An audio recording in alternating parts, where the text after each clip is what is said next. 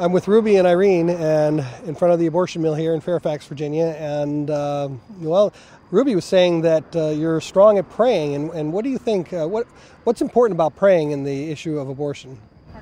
I think we have control over ourselves. We have no control of anything outside of ourselves.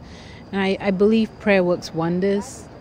Even where it's impossible, everything is possible with prayer. Mm-hmm.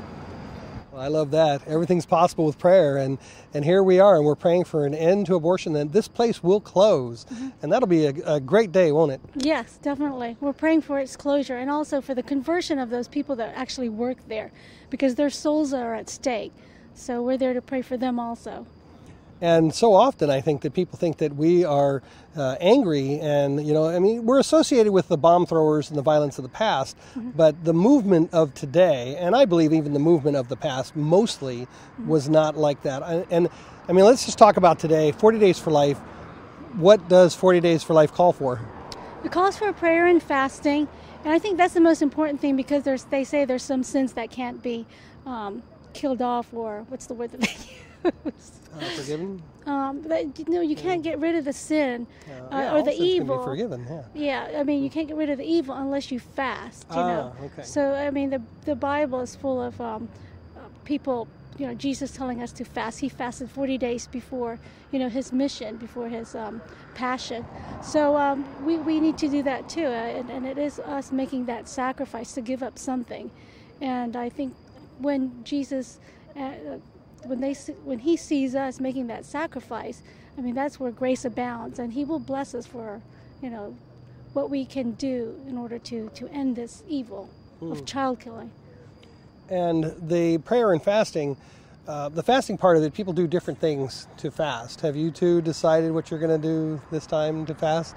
Well, one of my favorite things I started doing this is, normally they would have Dancing with the Stars. Mm-hmm. So I went and watched Dancing with the Stars for the 40 days if they had it, and then I'd watch it afterwards, because I really love to watch those. And now that I found out they're on YouTube, that's going to be really hard, because I have a lot of them, the links saved up, so I'm going to have to avoid that. Okay, and what about you?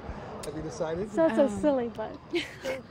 It caught me off guard. In terms of fasting, I haven't decided, but I'll do something that I love that I want to give up.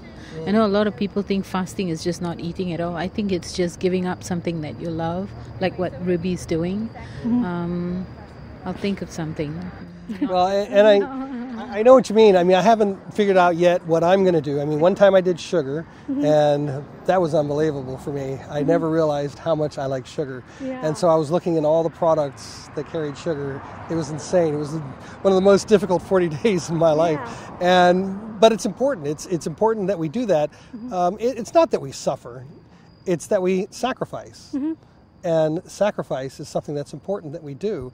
And being out here, we give up some of our time, but it's not a really big deal. We have to give up our time. We have to pray, we have to fast, mm-hmm. and we have to do what we can for the unborn.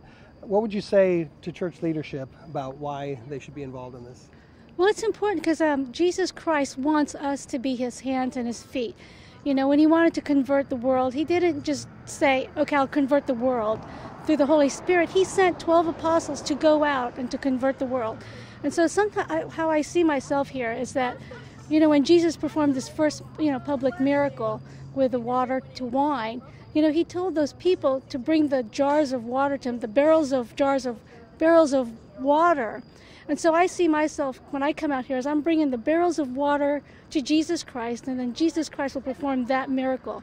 He will perform that conversion. But we have to do our part. We have to bring the barrels of water to him. And that means taking some sort of action and bringing our bodies to this mill. Because those women do not see Jesus Christ, they see us. And when they see us praying, that really brings the presence of God to them. And it makes a difference. It does. And there have been a lot of lives saved. And for whatever, whether or not God was hovering over it, we believe, of course, that mm-hmm. we're there representing God, and we're calling out to these women with God and Christ calling to them to change their minds. Right. And the other thing, too, is you don't see the killing. And a lot of times these women just go in there They're either under a lot of pressure, so they want to get it overdone quickly. Let's just do it and get over it. Let me not think about it. But when they see people praying there, it stops them in their tracks, makes them think twice. So you put the pregnant pause into their speedy killing. Absolutely. And what do you say about people in the congregation? What would you say? And now you're encouraged. What do you say to people in the congregation? Even people who are watching here, why should they come out and defend the defenseless at an abortion mill? I think we need to support because it is a good cause, and I think the louder our voices, the better we're heard. So we need more people to come out so that we can be heard. There you go. We need more people. Thank you for coming, and for you folks watching this, get involved. Click on the volunteer link at prolifeunity.com and do your part. We are going to end abortion. It's going to be because of every one of us coming together and defending the defenseless, representing Christ, which is what we're doing, standing in front of these places. There could be really no better place in the world to represent Christ than a place where we know we need to be.